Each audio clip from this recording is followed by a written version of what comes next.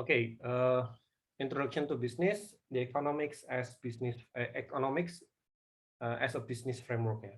Before we start and discuss the connection between economics and business and how the interconnection between the two of them, we will discuss several ideas regarding economic itself. Yeah.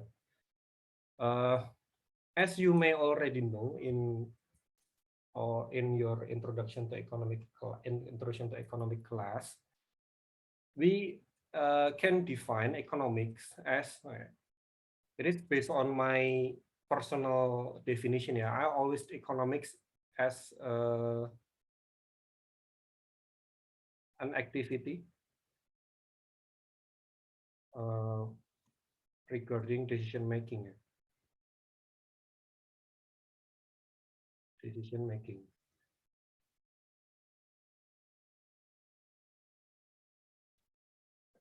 Decision making.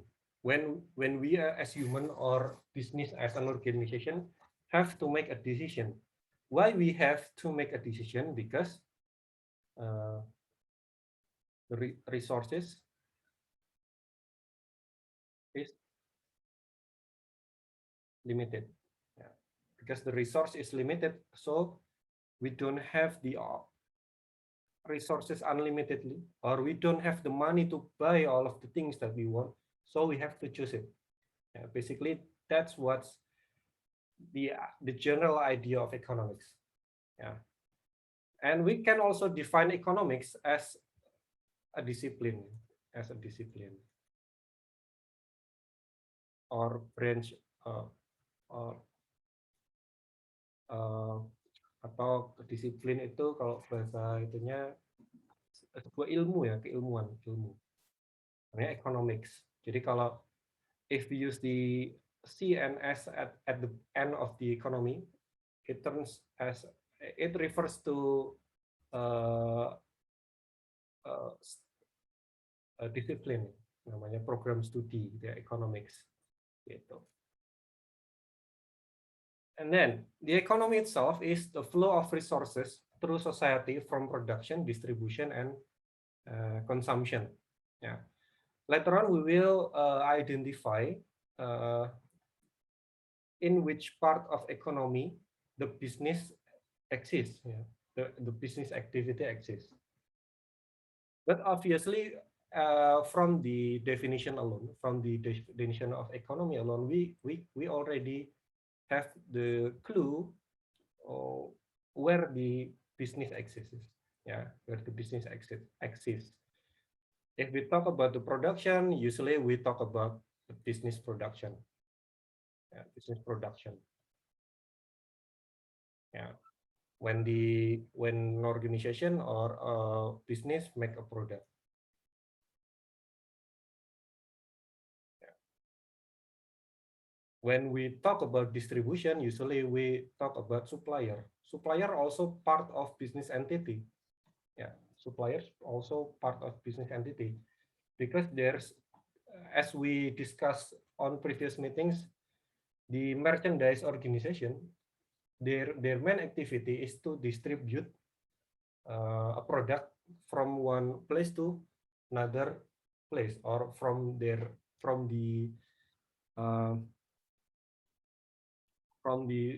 other supplier to the consumers.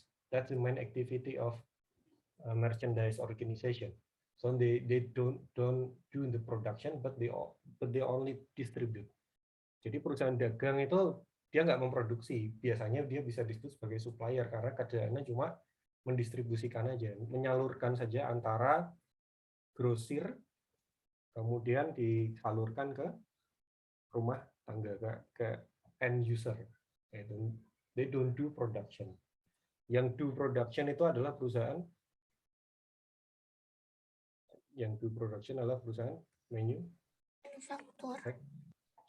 manufacturer. And the last one is distribution to consumption. When we talk about consumption, we talk about the customers. And business as a whole cannot be separate from customers. Bisnis secara keseluruhan itu nggak bisa dipisahkan dari yang namanya konsumen gitu. Ya.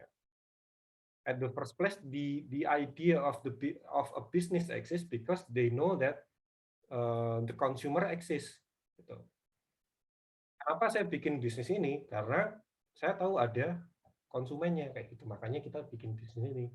Kalau kita tahu nggak ada konsumennya, maka kenapa kita harus buang-buang waktu untuk mendirikan usaha ini kan kayak gitu. Jadi ya nggak bisa dipisahkan antara konsumsi, rumah tangga, customers dengan bisnis.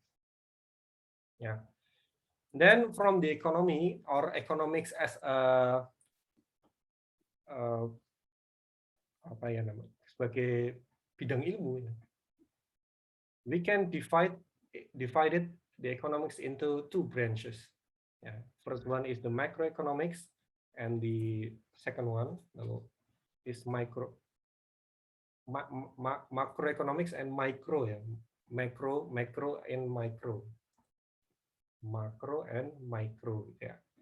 Makro dan mikro ya. Di macroeconomy, the macroeconomy is the study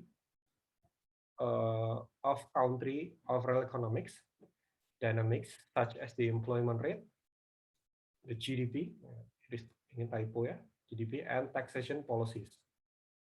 While the microeconomy, study of smaller economic units such as individual consumers, families, and individual businesses. Yeah, from the definition, the introduction to business class will be more closely related to the microeconomy. Yeah. Even though we still cannot separate, ya, jadi cannot separate the business with the macroeconomy, because at the end, business is a huge and very interrelated environment. Ya. Nah, jadi nggak bisa dipisahkan antara, sebenarnya yang bisa dipisahkan antara apakah bisnis itu letaknya di makro atau di mikro. Ya, karena saling berkaitan. Tapi kalau disuruh milih lebih dekat mana, bisnis itu biasanya lebih dekat ke mikroekonomi gitu. Biasanya. Itu ya. Oke. Next. Okay, when we talk about economy and its consequences, we cannot ignore the fact that when the when the management of the economics goes bad, there will be a period when we get the economic crisis. Economic crisis. In Indonesia alone, the economic crisis already, at least in my lifetime, the economic crisis already happened twice. The first one in 1997 through 1998, and the second one is in the 2008. Ya. Jadi di tahun sepanjang saya hidup, krisis ekonomi itu udah terjadi 2 kali, di tahun 97-98 dan 2008. Beyond that, ya, the economic crisis already happen all around time.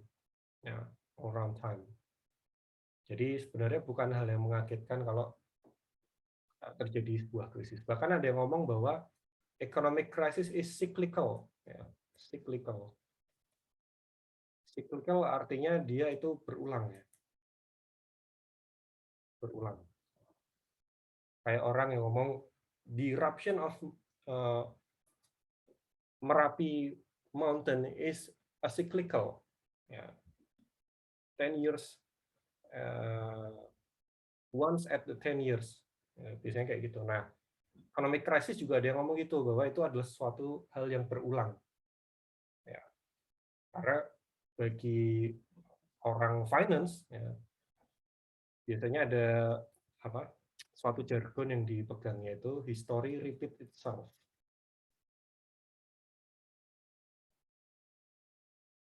Ya, history repeat itself ini jargonnya, makanya banyak orang a lot of people, a lot of economists or financial experts believe that economic crisis is a cyclical thing. But when we look, when we believe that the economic crisis is cyclical things, when we look at the 2018,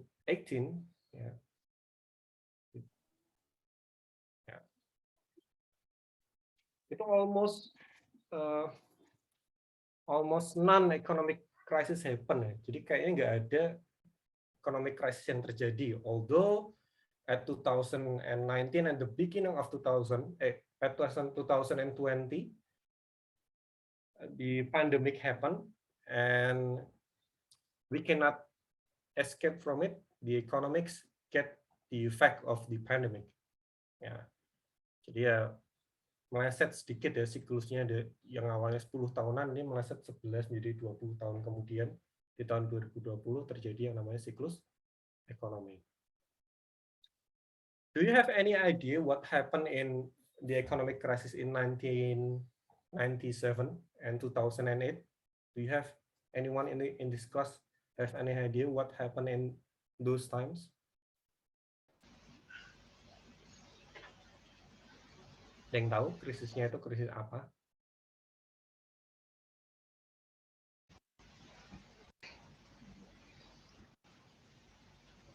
Ada yang tahu? As an economic development economic students, you have the responsibility to know. Ya? Excuse me, sir. Ya, gimana? Excuse me, sir. Maaf sebelumnya, tapi dari tadi suara Bapak mungkin kurang terdengar jelas oleh kami, Pak. Loh. Iya. Ya. Tadi saya. Sekarang gimana? Tes. Sama nggak? Masih kurang terdengar.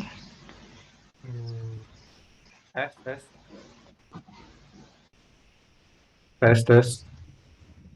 Ya, cukup, Pak. Oke ya. Oke. Halo. Terima kasih. Ya. Jadi kedepannya kalau every time there is trouble from mind, jadi langsung disampaikan ya. Nggak usah ragu-ragu. Ya, nggak usah ragu-ragu. Nggak usah takut memotong. Ya. Iya, terima kasih. Ya. Jadi saya repeat the questions. Is anybody from this class know what happened in 98 and 2008?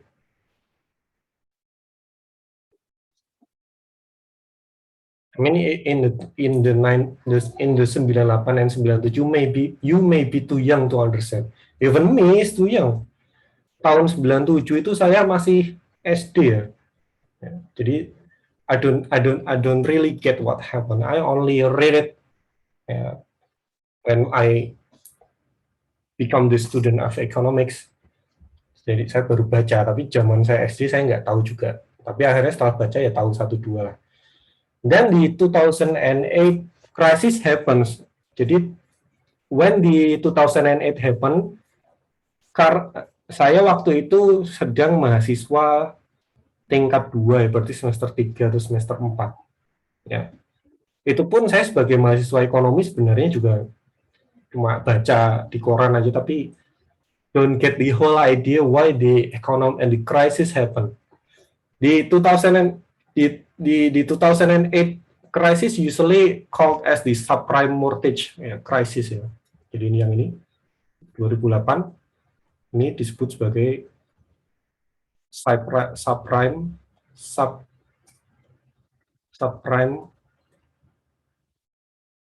mortgage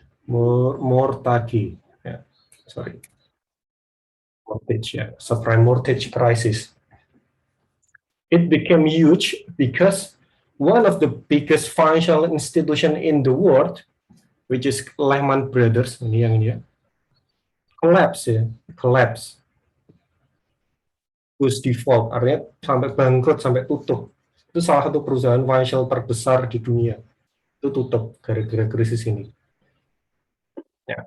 the impact of the subprime mortgage is in Indonesia is when the Bank Senturi things happens. You may heard about the Bank Senturi before, ya. The Bank Senturi went on financial distress and the government of Indonesia did the bailout, ya. Did the bailout, melakukan bailout, penyelamatan ekonomi, ya. Karena the government of Indonesia and Bu Sri Mulyani, especially as the Ministry of Finance, believe that banking system is a systematic and interconnected system. So when one banking, when one bank is collapsed, it will affect another bank. Ya, jadi pada prakteknya bank itu memang saling berkerikatan. Ya, jadi bank itu pada prakteknya gampangnya gini, bank itu bisa saling ngutang satu sama lain dan itu wajar dilakukan. Ya. Bank itu sering saling ngutang satu sama lain dan itu wajar dilakukan. Bayangkan ada sebuah kota terpencil, terus di situ ada 3 bank, ya. Terus ada satu nasabah datang ke bank A, narik uang besar misal 100 juta. Ya. Dan itu tempat yang benar-benar terpencil. Kalau di bank A ini cuma ada uang 50 juta, apa dia terus ngomong ke nasabahnya, wah saya ini nggak punya uang, uangnya nggak ada. Nasabah kan nggak mau terima kan? Mau nggak mau harus gimana caranya uang 100 juta si nasabah itu harus dikasih. Nah biasanya si bank A itu bisa minjem ke bank B. Dan tentunya agak gratis. Kayak gitu. Nah bayangkan, imagine that the bank A itu adalah Bank Senturi. Ya. And when the Bank Senturi collapse, Bank B who have or give the or lending some money to Bank A will also lose money, kan kayak gitu. Dan itu terjadi seruat itu ya sistem perbankan itu. Jadinya waktu itu Bu Sri Mulyani, pemerintah Indonesia, the government Indonesia decided to bailing out di Bank Senturi. Ya. Subprime mortgage tahun 2008. While the crisis in 1997 and 1998 usually more common to be called as Krismon, ya. Krismon or krisis moneter. Moneter, ya. Kenapa moneter? Karena it related to currency, ya. Jadi salah satu penyebabnya itu adalah permasalahan nilai tukar, currency. Ya. It started in Thailand, ya. Ini krisis baht di Thailand, kemudian merambat sampai ke Indonesia gitu. Kenapa Indonesia punya terdampak sangat besar? Karena at those times a lot of company in Indonesia have a debt to another company in dollar. Ya.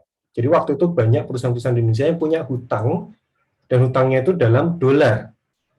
And suddenly the value of dollars, the currency of dollar to Indonesian rupiah shifting. Ya. The price of dollars become too high. Ya. Jadi imagine I have debt to my friend $1. At those time $1,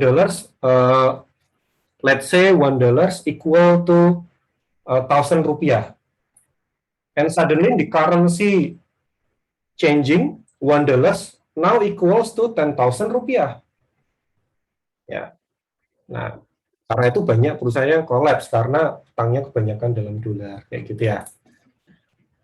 Kira-kira kayak gitu. Nah, regarding the subprime mortgage crisis, if you want to know more about this crisis, there's this movie that pictures the condition in America, in United States, as the source of the crisis. Jadi krisis yang di subprime mortgage ini startingnya tuh di Amerika. Ya, if you want to know more, you can search the movie, The Big Short. And ini ada di Netflix ya sekarang ya. Di Netflix ada ya. Kalau mau cari bajakan ya nggak apa. The Big Short. Ya. if you have free time and you want to enjoy your time while study, ya, jadi bisa santai tapi ya sambil belajar, dapat ilmu yang berhubungan dengan disiplin ilmu kalian, kalian bisa nonton The Big Short ini. Ya. There will be a lot of financial term in this movie, so prepare your Google. Ya. You will have to pause it. Like when I watch the movie at the first time, I pause it like every 10 minutes maybe, or maybe even every 5 minutes, because a lot of financial terms that I'm not familiar yet. Ya. Tapi itu menarik ya, perjalanan spiritual menonton ini experience yang sangat menarik karena sambil belajar gitu ya. Nah, ini the impact of economic crisis as a whole ya. Gitu. Nah, we go to the chicken egg questions ya. When we talk about economic and business, economics, saya ganti dulu warnanya aja deh. Warna. When we talk about economic and business, kan saya bilang di awal bahwa dua hal ini saling terkoneksi ya, intercorrelated. Ya. And between economic and business, which is the cause of economic crisis in your opinion? Jadi yang kira-kira yang bisa memulai krisis ekonomi itu dari sudut ekonomi atau dari sudut bisnisnya dulu. Dan saya beri gambaran dulu ya, jadi saya tadi lupa. Kan tadi di awal materinya adalah economics as business frameworks kan. Jadi kalau digambarkan posisinya kira-kira kayak gini. Jadi if I picture a frame, ya, jadi kayak di lukisan ya, frame. Nah, the frame is economics. Jadi rangkanya itu adalah ekonomi. Nah, bisnis itu ada di dalamnya ya. Jadi ini bayangkan perusahaan-perusahaan kayak gitu ya. Perusahaan-perusahaan, terus ada orang kayak gitu. Bisnis dalamnya. Ya. Nah, kalau posisinya kayak gini, hubungan antara ekonomi dan bisnis itu seperti ini, kira-kira kalau terjadi krisis itu salahnya siapa? Dan punya ide nggak?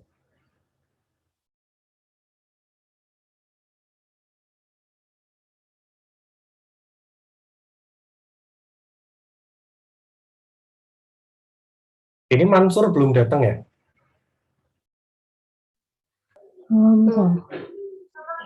Jadi bikinin jadwal, belum datang. Ya udahlah, saya lebih bebas pakai bahasa Indonesia ya. Gak apa-apa ya. Yang penting kita sama-sama paham. Hikmah, ada yang mau memberikan pendapat, Hikmah? Kok angkat tangan? Yes, sir. Ya, Ini pakai gimana? Indo atau Inggris, sir? Terserah, as you wish. Oh. Coba pakai Inggris ya, sir. I think the cause of economics crisis is business, because in my opinion, economics is just it's just there as a concept, if you know what I mean. And business is the one that doing it, like doing that concept. So yeah, I think business is the one that makes crisis. So in your opinion, because business is the one who do the work, the one who do the work in the, jadi ibaratnya roda ekonominya itu kan bisnis, biasanya kan orang ngomong kayak gitu kan. Makanya the first factor that causing economic crisis is business, kayak gitu ya. Ada yang bisa ngasih pendapat lain?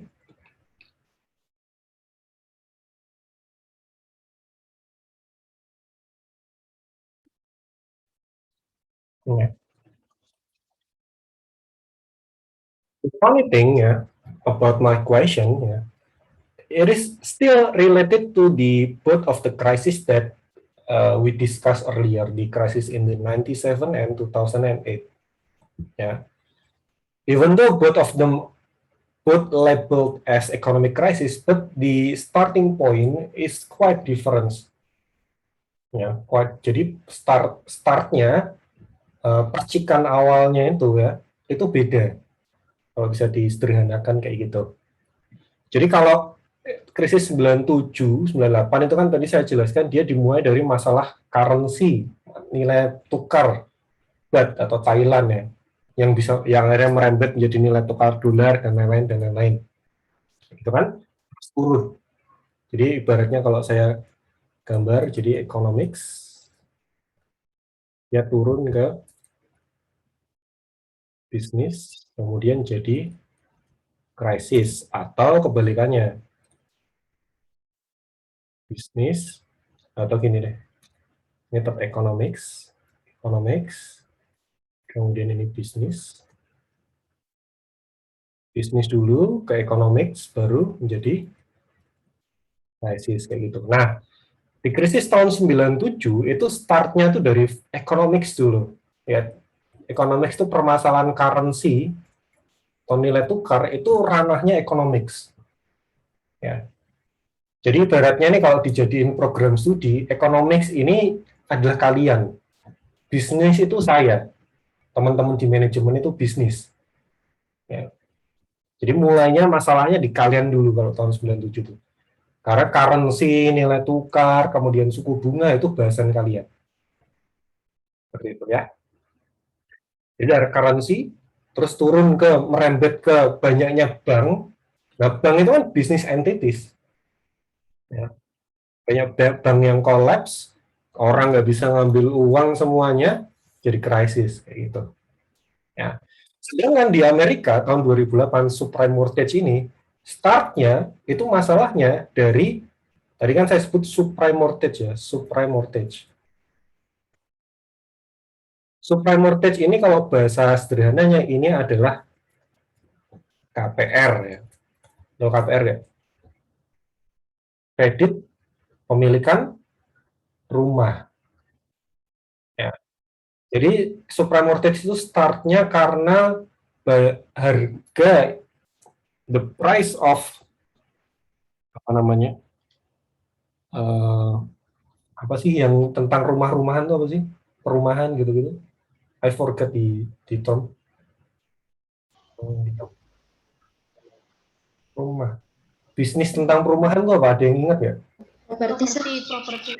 nah property ya the price of property especially household property is increasing rapidly jadi in America almost like in Indonesia before we went on the pandemic ya jadi in Indonesia like 10 years 10 years from the 2010 until maybe before the pandemic, the price of property in Indonesia increasing rapidly.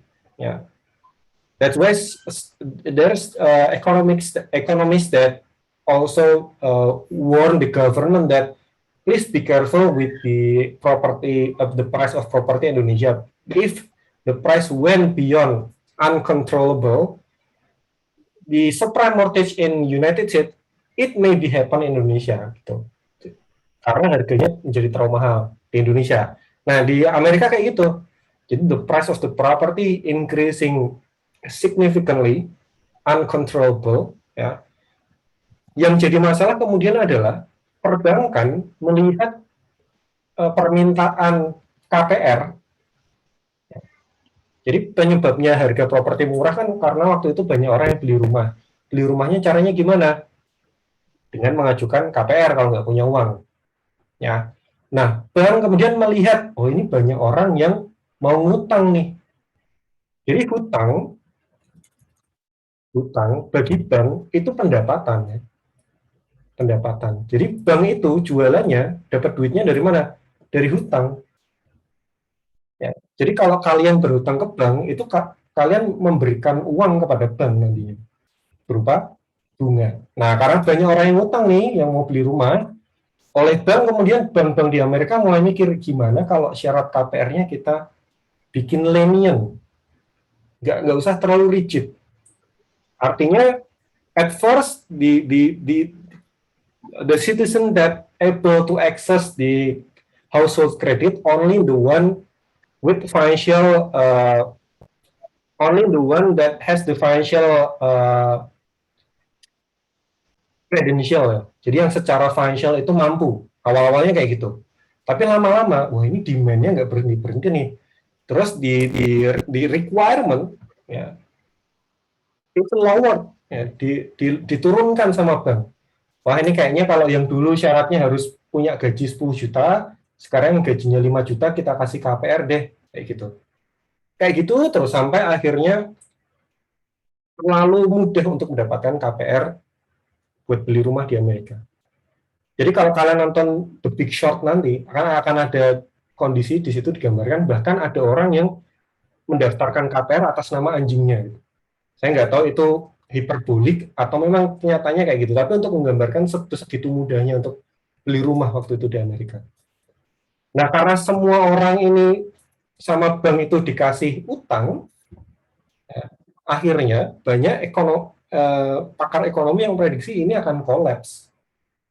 Akhirnya orang ini akan ada waktu di mana orang-orang ini nggak bisa bayar. Nah, kalau nggak bisa bayar, bank dapat uangnya dari mana? Nah, kayak gitu. Jadi startnya dari business environment dulu, banking industry especially.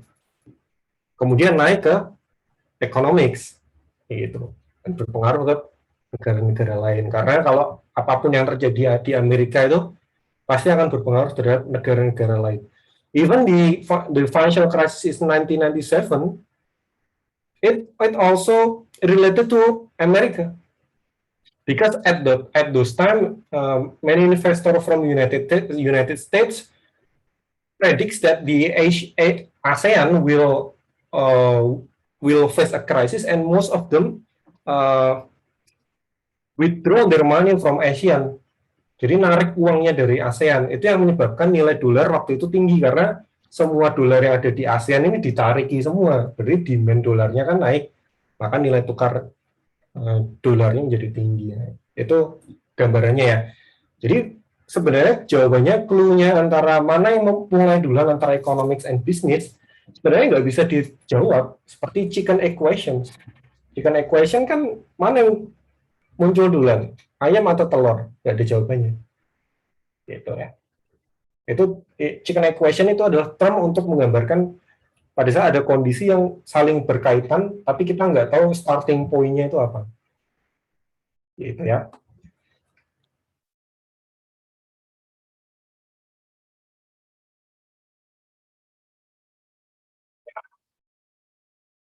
Okay, next.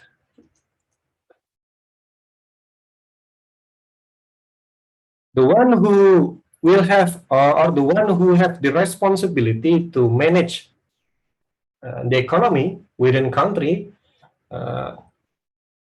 obviously is government ya.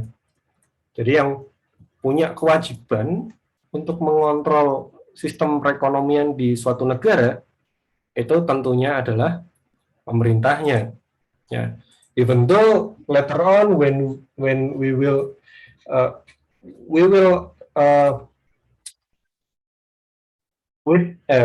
at some point you will know that economic system is various. Jadi sistem ekonomi itu banyak banget. Ada yang namanya kapitalisme, ada yang namanya sosialisme.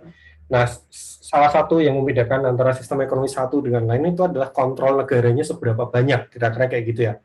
Ada yang semuanya dikontrol negara, ada yang sebagian diserahkan ke pasar bebas. Ya. Negara cuma ngawasi kayak gitu. Tapi sama aja, pada intinya both of the capitalism and socialism and maybe communism still have to manage at some level. The government still have to manage the economy within their country, and the way they control it will be divided into two things: the fiscal and monetary policy. Yeah, the fiscal and monetary policy. Once again, I will not go through the detail of both of them because you will get from the more reliable lecturer with the background of economics. So I will just go at the surface ya.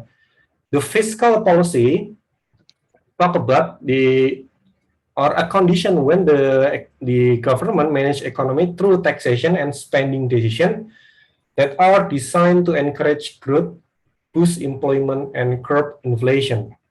Ya. Jadi kebijakan fiskal itu gampangannya gini ya. Yang melakukan atau mengontrol kebijakan fiskal di suatu negara, kalau di Indonesia lebih khususnya, itu adalah Kementerian keuangan. And when we talk about taxation, then the one who responsible is Dirjen Pajak, which is still the subsidiaries of Kemenkeu. Ya, jadi kira-kira kayak gitu untuk memberi gambaran yang gampang aja.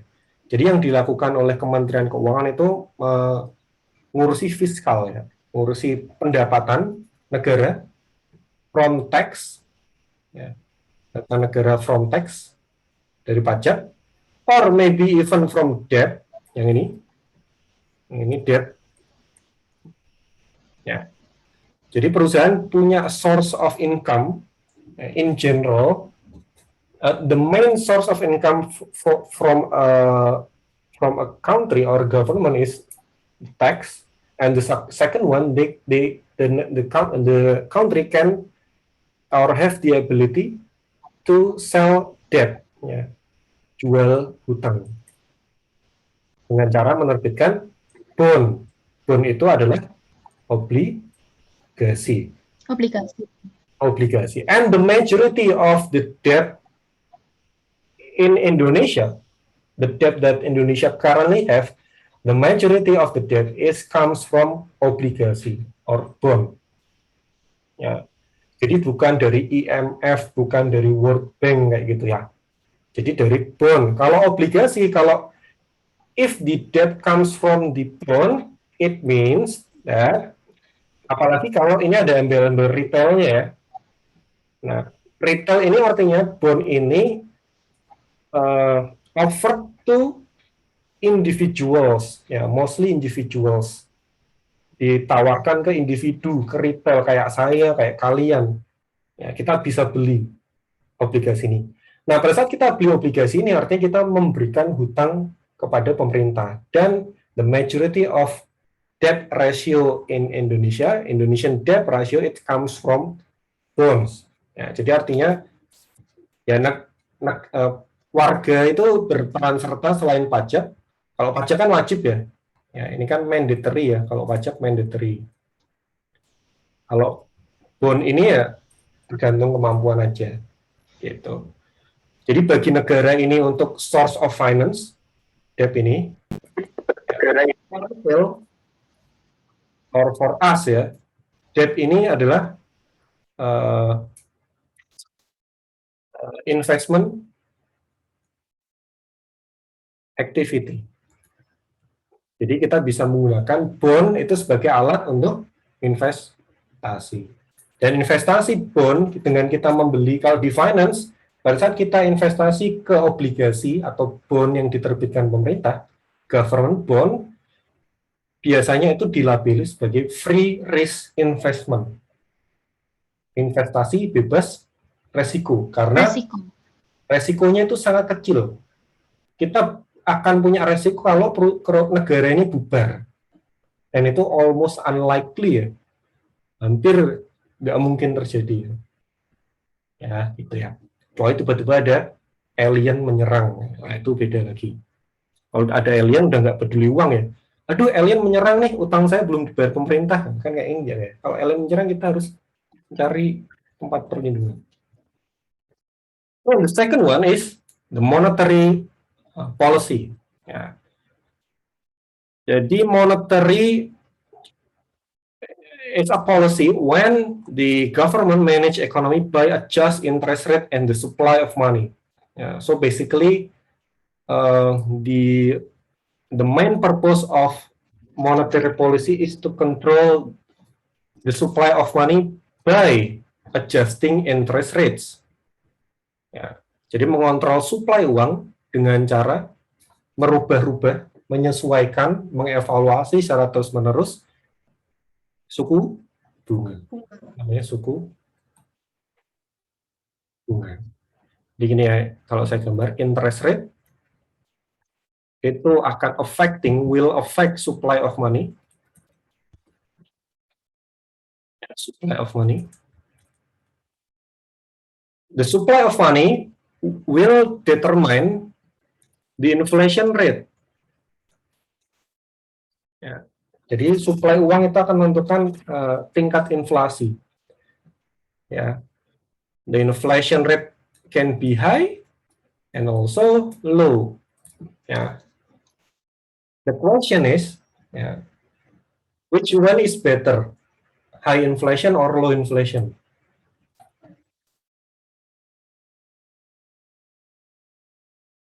Ada yang punya ide? Ada yang punya gambaran?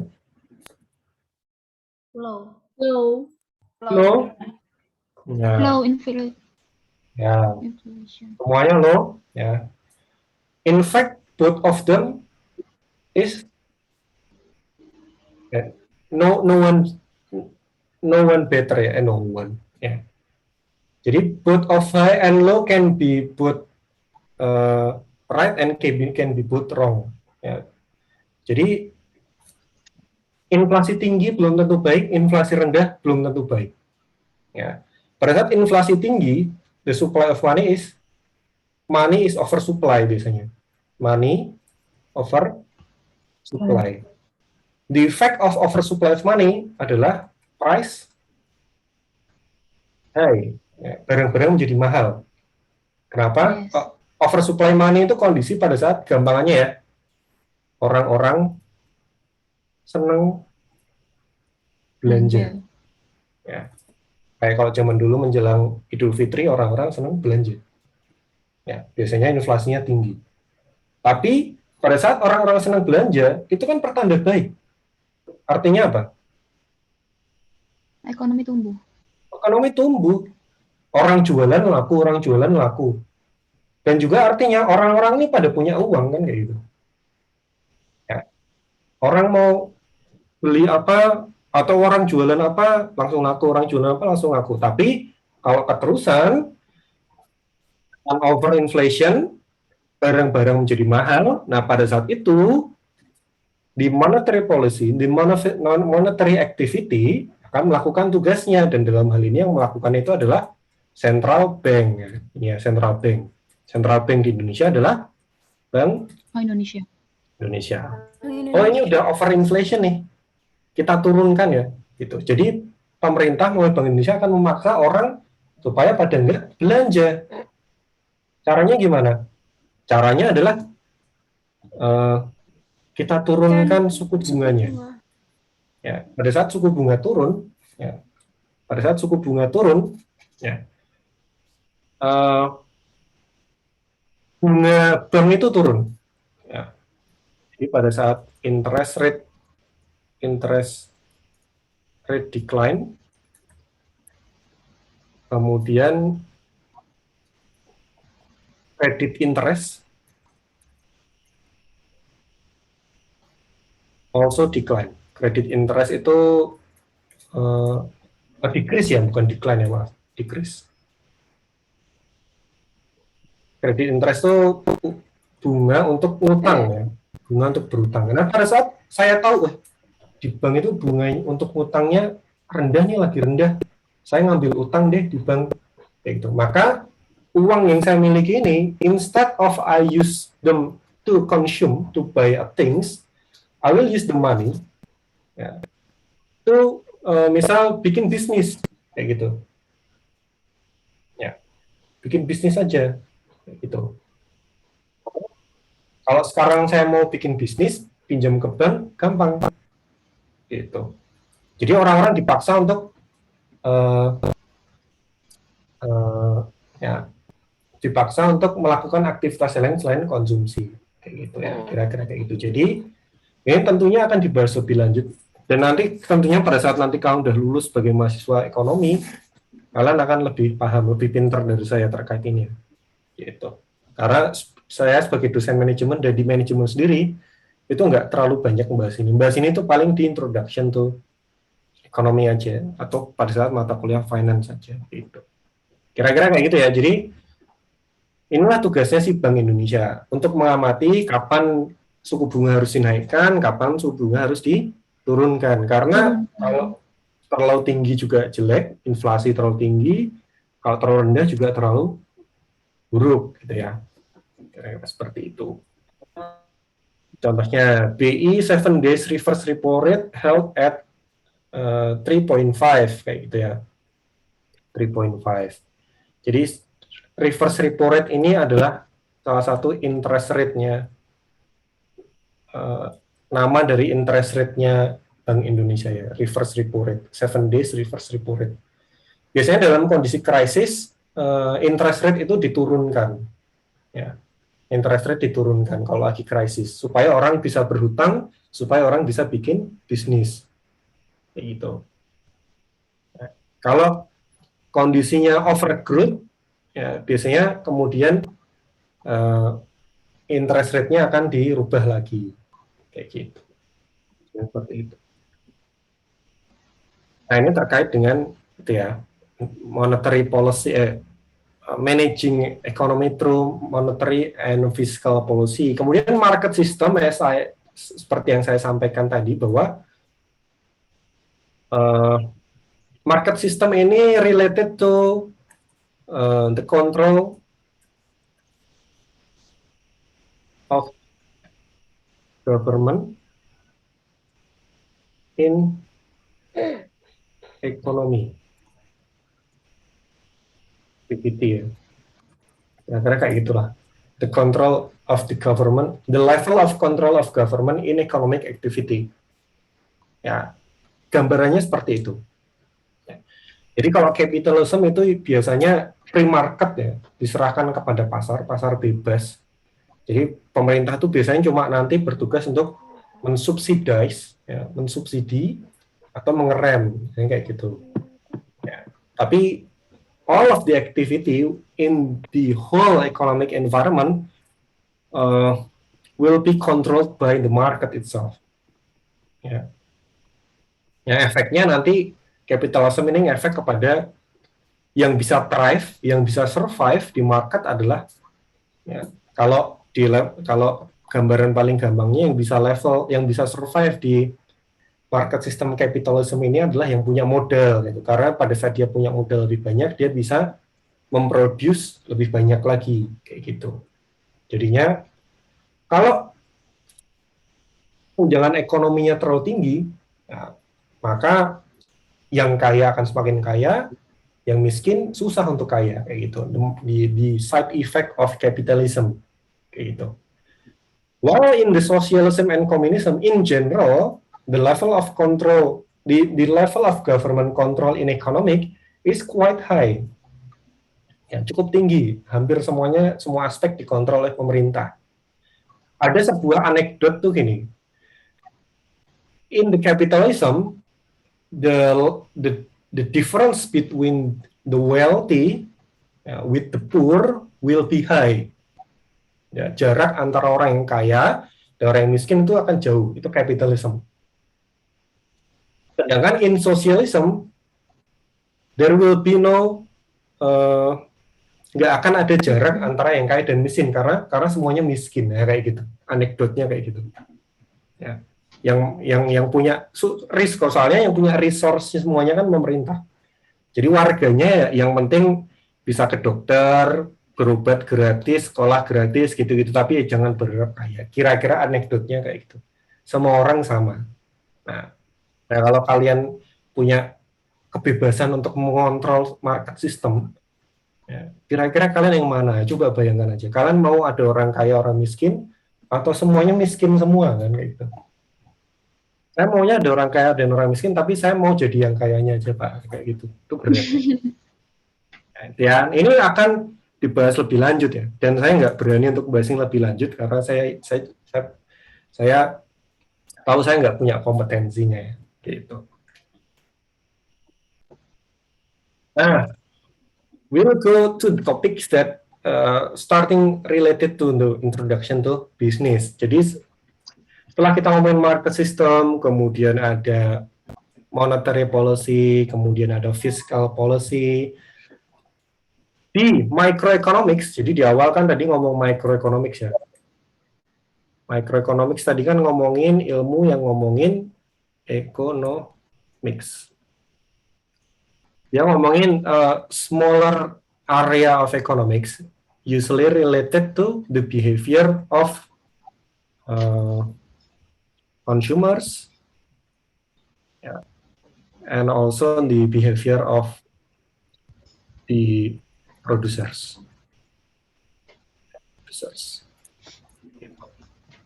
The behavior of consumers and producers can be determined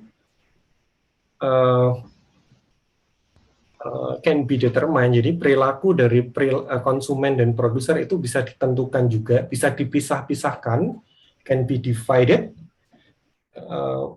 or can be different, depends on where market structure there exists. Jadi perilaku konsumen dan produsen itu bisa dipisahkan tergantung dia itu ada di market structure yang mana, di struktur pasar yang mana. Gitu. Ini udah lebih hampir 1 jam ya, nggak apa ya, kurang 2 slide. The market structures can be divided into 4 ya. The perfect competition atau persaingan sempurna, monopolistic, oligopoly, and monopoly. Ya. The difference between market structure is quite distinctive ya. Jadi perbedaan itu sangat mencolok. Kita bisa lihat dari perbedaannya dari misal jumlah the numbers of produsen, ya, producers ya. Kalau di perfect competition tuh jumlah produsennya, jumlah perusahaannya itu lot ya, banyak. Ya, banyak. Lot. Gitu. Monopolistik juga banyak. Oligopoli ini di bawahnya banyak, ya, misal many. Ya. Jadi banyak tapi nggak sebanyak perfect competition maupun monopolistik. Bayangkan gini, lebih banyakkan mana toko yang jual pulsa sama perusahaan yang menyediakan jasa selulernya. Jual pulsa itu perfect competition. Ya. Sedangkan perusahaan yang menyediakan selulernya itu adalah oligopoli, misal si Ooredoo, kemudian Telkomsel kayak gitu, atau Tri, atau apalagi saya nggak tahu, XL misal kayak gitu ya. Jadi ada beberapa, jadi oligopoli itu beberapa, tapi kok perfect competition itu banyak. Ya. Kemudian monopoli itu produsennya cuma satu biasanya. Yang namanya aja mono ya, satu. Kasus paling jelas di Indonesia adalah apa monopoli?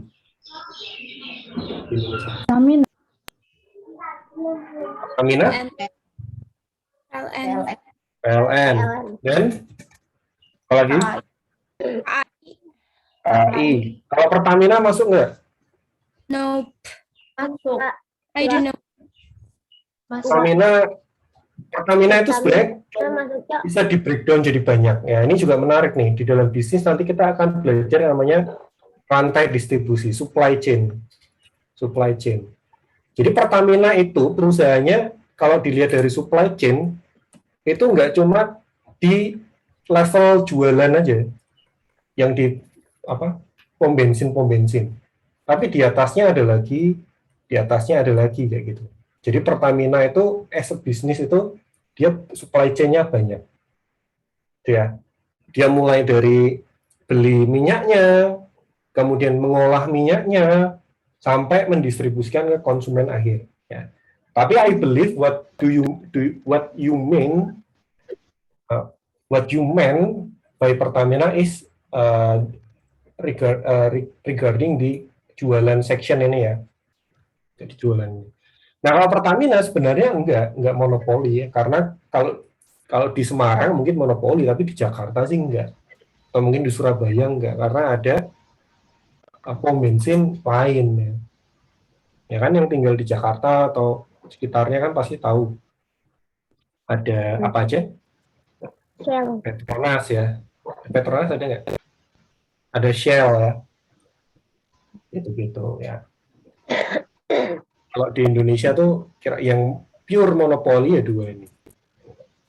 Kemudian biasanya if you talk about monopoly, then the follow up question is in the monopoly market structure, is it possible the company is lost? Bisa nggak? when we talk about profit or loss, kan kemarin kita ngomong TR sama kurangi TC kan. Nah, bisa nggak kalau di monopoli itu loss? Rugi? Enggak Enggak? bisa. Kenapa nggak bisa? Karena itu banyak yang bergantung di situ. Kalau banyak yang Kayak bergantung ke PLN situ, kan. ya. Kalau PLN,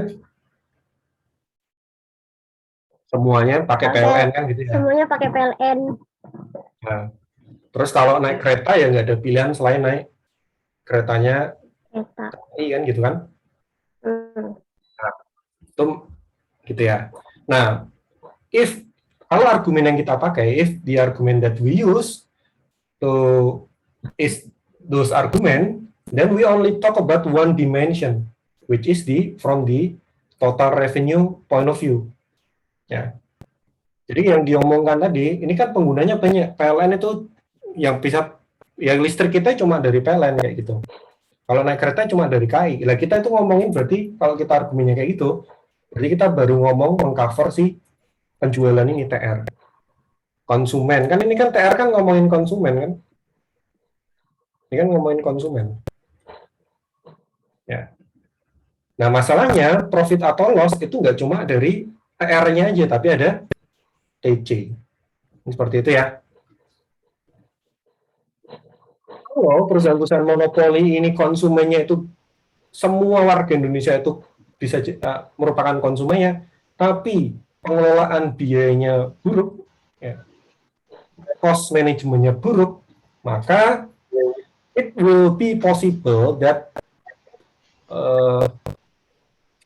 the number of TR, total revenue is smaller than the cost to manage. Soal TR-nya 100, tapi TC-nya 150.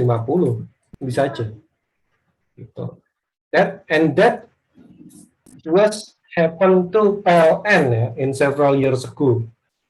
Jadi, kalau sekarang kayaknya udah mulai oke, apalagi sejak pandemi ini, orang pada di rumah semua kan gitu. Semuanya pakai listrik, pakai gadget, ngecas semua. Tapi dulu beberapa tahun, 10 tahun belakang dulu atau 5 tahun yang dulu, itu PLN tuh merugi. Ya saya juga sempat bingung, ini kok bisa rugi, gimana semua orang pakai dia kayak gitu. Ya. Tuh, jadi ya bisa saja rugi. Nah, what differentiate between each of the company in each of the market structure is the strategy that they will have to use, the business strategy that they will have to use. When the company is located in monopoly market structure, their strategy will be different with the company that considered within the oligopoly market structure, and etc. Kan beda-beda. Ya, jadi bisnis strateginya itu ada beda. Jadi salah satu yang penting juga pada saat kita mau membuat bisnis atau menganalisis sebuah bisnis, menganalisis strategi bisnis, kita juga perlu lihat dia itu ada di market structure yang mana. Karena kan beda. Ya, misal oligopoli, bisa nggak dia strategi murah-murahan harga, price war gitu? Bisa? Bisa, gitu. Karena salah satu keputusan kalian memilih kartu adalah harga, misal kayak gitu ya. Ya. Kalau perfect competition bisa nggak murah-murahan harga? Bisa. Kayak tadi orang jualan pulsa. Bisa? Ya. Bisa. Salah satu kriteria karakteristik dari perfect competition adalah produsen itu mudah keluar dan mudah masuk. Kenapa? Karena biaya untuk menjadi produsen di perfect competition itu murah. Ya. Mungkin contoh yang selain pulsa tadi ya, mungkin yang lebih ekstrim lagi. Kalau sekarang kalau beberapa waktu lalu kayak orang jualan Milo, es kepal Milo itu, tahu nggak? Ya. Tahu.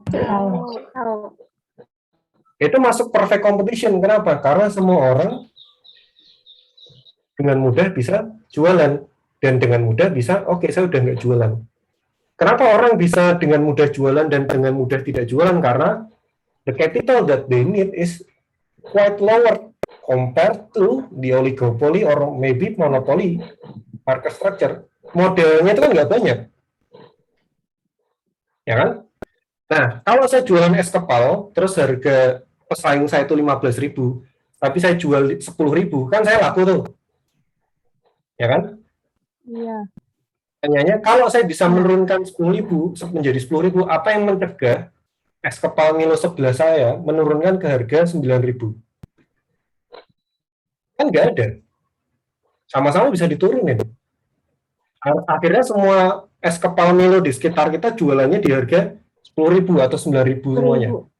Nanti saya turunin harga lagi. Rugi saya. Kalau saya udah menyentuh harga yang di bawah rugi, yang menyebabkan rugi, saya berarti udah selesai. Saya keluar dari market. Kayak gitu. Keluar aja. Artinya price war di perfect competition itu nggak berguna. Atau kalau kalian tinggal di Semarang itu ada jalan Kalisari yang isinya toko penjual bunga. Ya.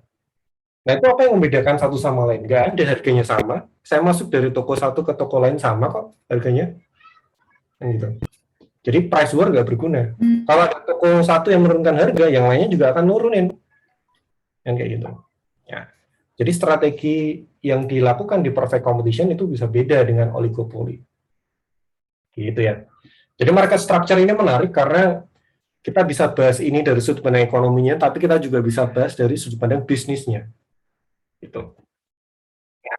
Now, for the last point that we will discuss is regarding the business cycles. Ya, business cycles. Jadi almost like the cycle of life, ya, cycle of life. Jadi kayak siklus hidup, the human cycle of life. We born, then we grow, we are mature, we are getting old, and in the end we are going to die. Yeah, but the difference of business cycle with human life cycle is the business cycles have the opportunity to recycling their life. Ya, ini poin ini. Jadi kalau perusahaan itu bisa bikin strategi yang tepat, dia bisa menghidupkan kembali perusahaannya yang sudah gitu-gitu aja. Gitu ya, ini business cycles. Nah, business cycles usually will be divided into several cycles. The first one is introductory stage. We can also use term startup. Yeah. The most common one right now, startup. Yeah. Usually the startup condition or introductory stage happen from the time the company born until several times ya. Jadi nanti ada pembedanya. Ya, ada pembedanya yang membedakan kapan dia disebut sebagai introduction stage, kapan dia disebut sebagai growth stage. The main distinction between introduction stage and growth stage is the growth of customers ya. The growth of customers or sales. Ya. Or sales ya. The introduction stage usually have low sales compared to the growth stage. Jadi yang kenal tuh ya baru teman-temannya saja kayak gitu. Masih sering merugi, high cost ya, high cost. Jadi di introductory stage itu TR-nya itu masih terlalu tinggi dibandingkan, kebalik. TR-nya lebih terlalu kecil dibandingkan TC-nya.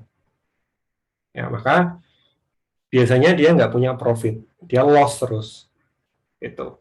Nah, di growth stage itu pada saat jumlah konsumennya itu nambah, ini bukan teman saya, tapi kok dia sering datang ya ke tempat saya, paling nggak seminggu sekali. Gitu.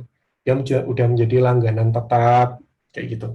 Kemudian cost-nya bisa tertutupi, ya karena sales-nya nambah.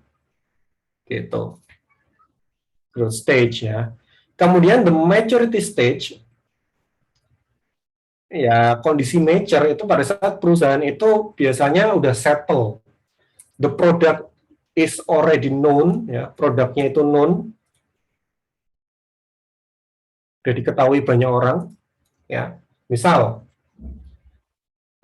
Indofood produknya apa? Indomie. Indomie, ya. Semuanya kebutuhan rumah Apalagi ada yang tangga. tahu nggak produknya Indofood? Saus juga, kecap. Oh, kecap, terus Saus, sabun. bun dan lain-lain ya. Itu. Jadi itu ya. Produknya udah known, biasanya dia juga top of mind ya. Top of mind kayak Aqua gitu.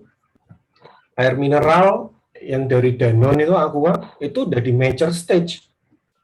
Selain kalau orang nyebut Aqua itu Aqua, salah satu ciri dari mature stage itu dia nggak punya keleluasan untuk mengadjust atau reinvent produknya. Misal Aqua botolan itu mau diapain lagi kira-kira?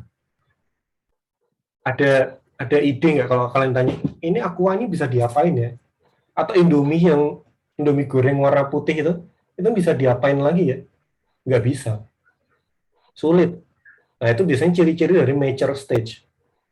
Ya, dia ada di maturity stage. Dia udah hard to move gitu ya. Kalau katanya tuh bigger elephant hard to move. Jadi perusahaan-perusahaan yang udah mature itu biasanya diibaratkan kayak gajah, like elephant. Slow to move, ya kan? Not flexible at all. Kemudian setelah di mature stage ini, kalau perusahaan nggak bisa mencari terobosan atau salah membaca strategi, dia bisa decline. Ya. It is what happened with di Nokia ya, kalau saya rasa. Saya nggak tahu, kalian pasti nggak pernah pakai Nokia ya. Ada yang pernah pakai Nokia nggak? Pernah. Dulu Nah ya. pas SD. Atau the most infamous one is Kodak sebenarnya. Tahu Kodak nggak? Kamera. Kamera, ya, perusahaan kamera. Saking terkenalnya Kodak, jadi Kodak tuh dulu udah di maturity stage dan udah di top of mind orang. Saking terkenalnya orang-orang zaman dulu, old people ya, not me obviously because I'm not that old. Usually they use term Kodak when they want to print a picture. Jadi kalau zaman dulu kan di print ya foto ya. Nah biasanya term yang dipakai ini saya kodakkan dulu kayak gitu. Top of mind itu seterkenal itu brandnya. Tapi because they fail to read the opportunity, ya, to forecast the future, that the future is not the analog, but the future is digital, suddenly they lost the battle. Jadi salah satu ucapan yang terkenal dari salah satu direksinya Nokia itu adalah we did nothing, but suddenly we are at bottom.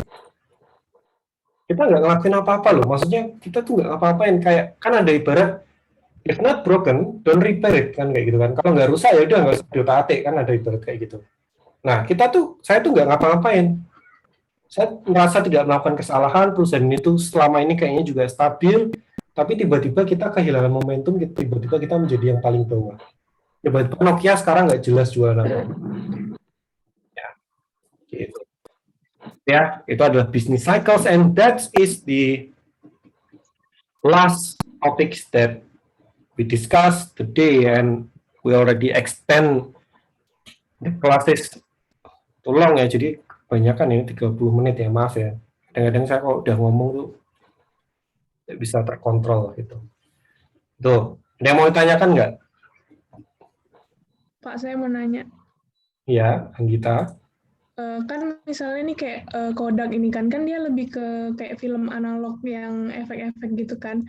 Nah, terus kalau saya perhatiin nih sekarang kayak hal-hal kayak gitu tuh yang kayak analog atau gimana tuh mulai diminati lagi gitu loh Pak. Nah, itu bisa nggak dia muncul lagi tuh, maksudnya kayak menjual produk-produknya gitu, maksudnya ntar dia nyampe ke maturity stage itu, atau itu cuma hal yang sementara yang dia nggak punya kesempatan untuk ada di tahap itu lagi gitu. Ya, pertanyaan bagus yang kita. Jadi memang sekarang trennya itu retro ya kan gitu. Nggak cuma sekarang ya, mungkin ya beberapa tahun belakangan, bahkan saya dulu juga suka kayak gitu, sempat ngetren kan kamera-kamera, terus kita pakai yang analog aja, kita beli, dulu saya sempat tuh sampai beli film yang bundelan itu loh, untuk mainan kamera analog kayak gitu.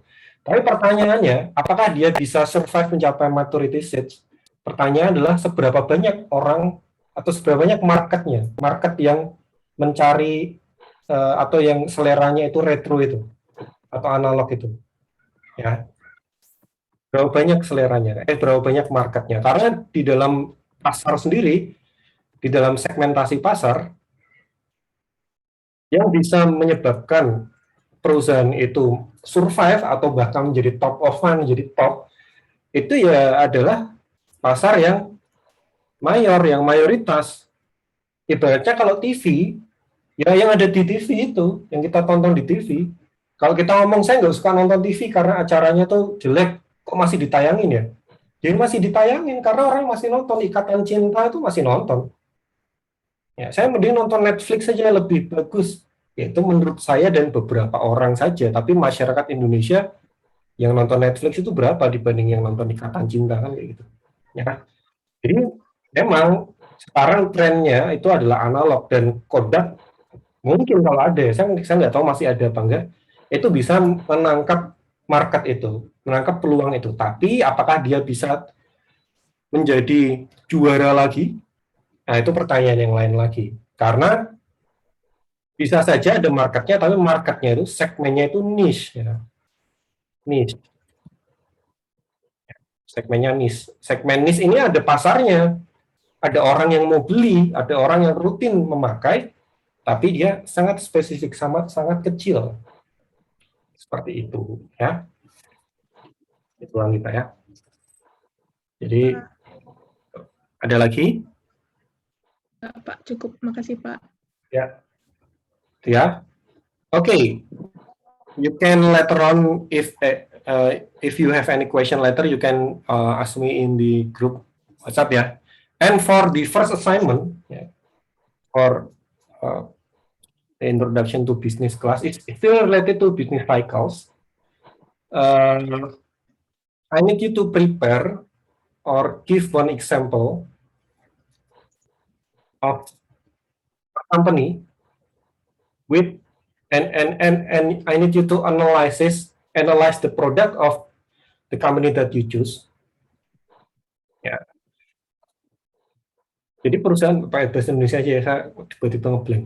Pilih satu perusahaan. Perusahaan itu kan biasanya gini, business cycle itu bisa dilihat dari apa perusahaan, bisa dari produk.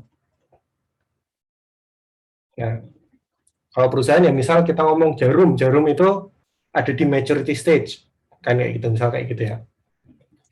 Tapi kalau jarum kemudian kita lihat produknya, misal jarum itu kan produknya banyak. Nah, produk-produk itu bisa jadi ada di business cycle yang beda-beda. Ya, paham nggak maksudnya? Paham nggak? Saya contohin ya. Paham, Pak.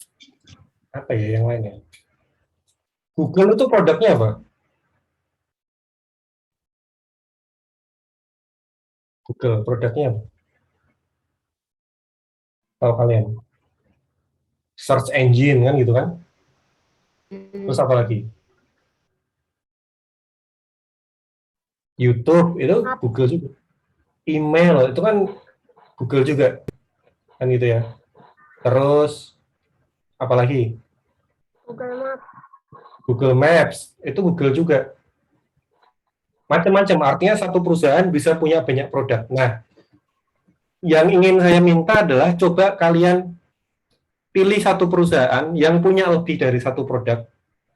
Kalau bisa yang known ya, yang dikenal ya perusahaannya, supaya kita bisa cepat nangkapnya. Terus analisis produk A, B, C, D, E perusahaan itu tempatnya ada di mana aja. Jadi kita bisa tahu satu perusahaan itu bisa jadi punya beberapa produk yang, oh ini dia baru launching produk baru nih, baru masuk di introductory stage. Kemudian, oh ini dia udah punya produk yang udah known, yang udah dikenal. Gitu. Dia udah ada di maturity stage dan lain-lain. Ya. Kayak Gojek itu kan produk mature-nya, Gojek sebagai perusahaan kan bisa kita bagi produknya menjadi banyak. Yang paling mature itu kan GoRide itu kan. Ya, Ya kan itu, dan orang pasti top of mind-nya gitu. Yang kedua itu adalah GoFood. Nah, GoFood ini bisa dimasukkan growth stage atau bisa dimasukkan maturity stage. Ya, tergantung. Zaman dulu ada GoMasat, saya nggak tahu itu masih ada apa enggak. Tapi kalau nggak ada, berarti produknya itu udah di decline kayak gitu kan, bisa kayak gitu. Ya, misal dia sekarang mengenalkan apa lagi yang kalian tahu, nah itu bisa jadi dimasukkan di introduction stage ya, misal kayak gitu ya. Gitu. Nah, itu disiapkan saja, ya. Nanti paling kita diskusikan ya, nggak perlu dikumpulkan. Kita paling diskusi, ada yang mau kasih contoh kayak gitu. Ya. Gitu ya. Difikirkan saja itu bahan diskusi kita berikutnya. Begitu saja yang bisa saya sampaikan. Ya. Ini pelakunya yang Mansur nggak ada nih? Nggak ada, Pak. Ya. Kalau on malam loh Pak. Gimana? Kayaknya Mansur kalau on cuma malam, soalnya tadi malam tuh chat kan saya buat ngingetin kalau hari ini ada kelas. Terus dia balas tapi udah jam 1 pagi di sini, jadi saya udah tidur. Terus tadi pagi balas Ya kan, cek. berarti kalau kita kuliah jam 7 dia jam 3 kan berarti 4 jam lebih lambat atau di sana toh? Iya. Ya berarti harusnya di sana jam siang ya ini ya. Mungkin lagi main sama temennya. Kemarin sempat Ya. ngomong itu juga internetnya pernah keputus gitu, terus baru internetnya tuh keputus terus baru ada lagi tuh malam. Oke, ya udah nggak apa-apa. Oke, gitu aja ya. Jadi thank you for your attention and your willingness to come to our late class. Once again, if you have any follow-up question, you can write it on ask it in our group chat. Yeah. If you have any question regarding our assignment, you can also still put it in group chat ya. Okay, once again, thank you for your attention, and we will meet again next week with the same schedule. Okay, bye. Terima Thank kasih. you, sir. Thank you, sir. Thank you, sir. Thank you,